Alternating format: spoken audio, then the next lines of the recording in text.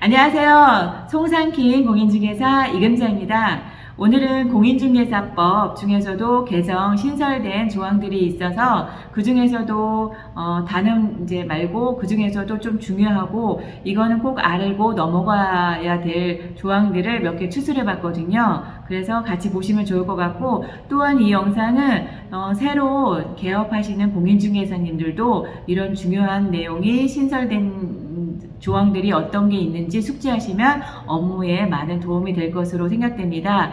그러면은 개정 신설된 공인중개사법 어떤 조항들이 있는지 함께 살펴보실게요. 이 자료는 연수교육을 하러 갔는데 이 배포된 책자거든요. 근데 요약들이 너무 잘 돼 있어서 말씀을 드릴 때 이 책 배포된 책을 도움을 받고자 합니다. 그러면은 우선 지금 제7조 자격증 대여 등의 금지 요 사망이 추가되었거든요.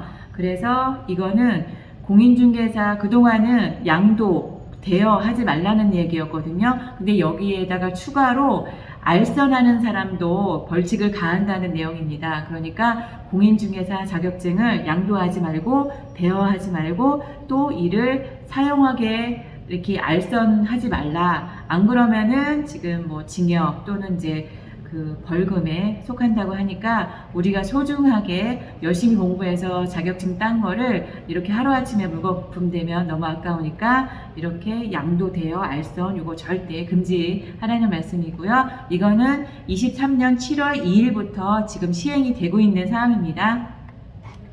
그리고 두 번째로 이거 패스하고, 그리고 15조 개업 공인중개사의 고용인의 신고 등 지금까지는 중개보조원 수를 제한이 없었거든요. 근데 요즘에 좀 사회적으로 문제가 되다 보니까 아마 이래서 신설이 된 것 같은데 개업 공인중개사 플러스 소속 공인중개사의 5배를 초과하면 안 된다는 겁니다. 그러니까 사무실에 개업 공인중개사 1명, 소속 공인중개사 1명, 그럼 2명이잖아요. 곱하기 5. 그럼 10명을 초과하면 안 된다. 그렇게 한다 그러면 등록을 취소하고 또 징역 또는 벌금에 이제 처한다고 합니다. 그러면은 궁금증이 생기는데, 만약 기존부터 10명을 초과한 사람들은 사무실은 어떻게 하냐? 그럼 여기 이렇게 써 있거든요.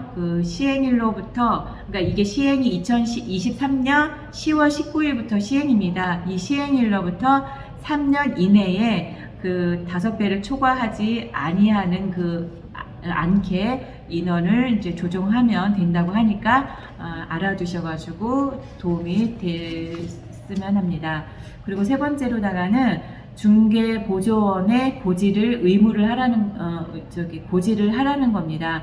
그러니까 중개보조원이라고 하면 우리가 이제 서류 작성이라든가 현장 안내, 그러니까 중개보조원은 현장 가가지고 매물에 대한 설명을 못 하잖아요. 그러니까 그런 거 말고 현장 안내라든가 중개 업무를 보조할 때 나는 이 사무실에 중개 업무를 보조하는 누구누구입니다 라고 중개 의뢰인에게 미리 고지를 하라는 겁니다. 안 그러면은 이게 중개 개업 공인중개사 뿐만이 아니라 중개 보조원도 같이 과태료 500만 원 이하에 이제 부과를 한다고 하니까 미리 이제 고지를 해야 된다는 겁니다. 그리고 여기 고지 의무 방법에 대해서 이렇게 나오는데요. 명찰을 달아야 되고, 문자 보낼 일 있으면 문자 메시지에다가 고지하고 이런 게 있는데, 가장 안전한 거는 중개 의뢰인이 왔을 때 저는 누구누구 중개를 보조하는 누구입니다라고 명확히 말씀해 주시는 게 가장 안전할 것 같습니다. 그리고 또 19조 중개사무소 등록증 대여 등의 금지. 아까는 공인중개사 자격증 말씀을 드렸잖아요. 이번에는 중개사무소 등록증을 대여도, 양도, 대여, 또 이것도 알선하면 안 된다. 이것도 위반하면 등록을 취소하여야 한답니다. 그리고 징역 또는 벌금에 속하니까 우리의 소중한 자격증, 공인중개사 자격증, 중개사무소 등록증을 양도, 대여, 알선 절대 금지라는 거 알아두셔야 되는 거고요.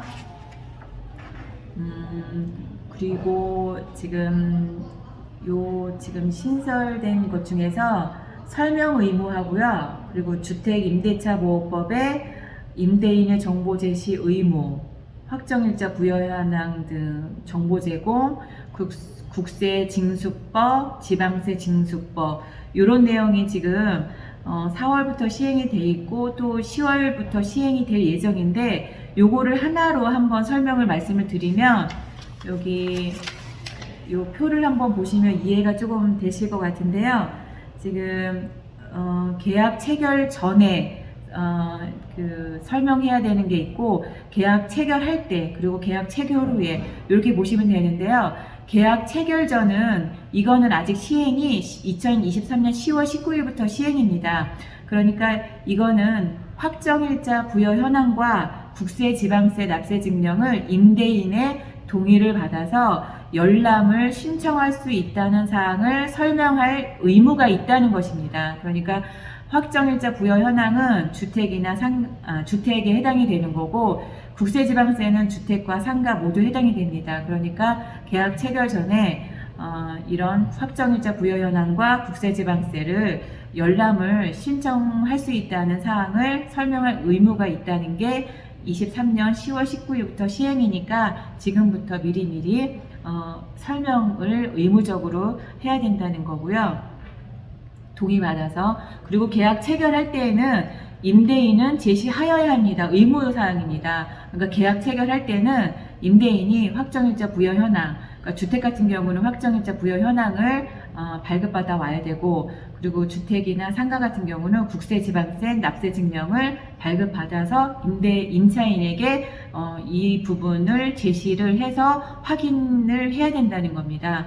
그리고 계약 체결하고 나서는 국세, 지방세 같은 경우는 보증금이 1,000만 원을 이제 초과하는 경우는 동의 필요 없이 열람을 할 수 있다는 거고요. 그래서 지금 그 계약 체결할 때는 임대인한테 확정일자 부여 현황과 국세지방세 발급해 주세요라고 하시는 게 아마 가장 좋을 것 같고요. 한방에서도 이렇게 상단에 보시면 그 신용정보 조회라고 임대인이 동의받아서 부가세 포함해서 990원으로 해서 이제 조회가 가능을 하신데, 이거 같은 경우는 이런 정보 그 국세지방세 체납 여부뿐만이 아니라 개인의 그 신용 그 평점 뭐 몇 점 나온다 뭐 이런 것도 있고요. 대출 얼마 있고, 그리고 그 금융정보 뭐 이런 내용까지 다 나오니까 그런 게 조금 약간 꺼림직하다 그러면 그냥 임대인한테 이런 내용을 조금 발급받아 오세요 라고 하시는 것도 좋을 것 같고요. 이 세 가지는 다 인터넷으로 발급이 가능합니다. 확정일자 부여 현황은 그 인터넷 등기소에서 그 로그인 인증서 받아가지고 로그인 하시는 거고요. 국세 납세 증명서는 국세청 홈택스에서 발급 가능하시고, 지방세 같은 경우는 정부 24시에서 발급이 가능합니다. 이런 내용이 저도 좀 헷갈렸는데 이번에 연수교육 받으면서 확실히 이제 알게 됐고요. 그리고 이런 그 임대차 정보 제공 요청서라는 양식이 있는데, 한방 계약서 그 계약서 상단에 임대 관련 서식에 그런 양식들이 있으니까 그거 다운받으셔가지고 첨부하시면 좋을 것 같고, 주택은 양식이 상가랑 주택이랑 거의 동일한데요. 주택 그 정보 제공 요청서에는 임대인 동의서가 필요하다고 이렇게 체크가 돼 있고, 상가 같은 경우는 동의서가 따로 없다는 점이 약간 조금 양식이 좀 틀립니다. 그리고 요즘에 그 과태료 부과에 대해서 많이 문의도 많고 또 고지가 많이 이제 된다고 하더라고요. 그래서 계약하고 나서 광고를 삭제를 못해서 좀 깜빡해서, 그래서 이제 그런 게 발견이 돼서 과태료를 이제 고지를 받았다고 하는데, 그런 경우는 무조건 이의 제기를 하셔야 된다고 하니까 이제 한방에 보니까 양식이 따로 있어요. 중개대상물 표시 광고 위반에 따른 과태료 부과 이의신청서 양식이 따로 있으니까 이 이의신청서 양식을 제출해야지만 50% 감경을 받은 상태에서 시작을 해야 되니까 무조건 과태료 부과할 때는 이의신청서 해야 된다는 점 잊지 마시고요. 이러한 그 공인중개사법 개정 신설된 그 사항 한번 살펴보셨고요. 우리의 소중한 자격증, 공인중개사 자격증 지켜야 되고 또 그 고객들의 소중한 자산을 우리는 지켜야 될 의무가 있기 때문에 이런 사소한 미비한 것도 조금 중요하게 생각하셔가지고 실수하지 않는 게 참 중요할 것 같더라고요. 오늘의 영상은 이만 마치도록 하겠습니다. 잘 보셨는지 모르겠네요. 또 다시 다음 시간에 뵐게요. 그냥 가지 마시고 좋아요, 구독 저에게 큰 힘이 됩니다. 꾹꾹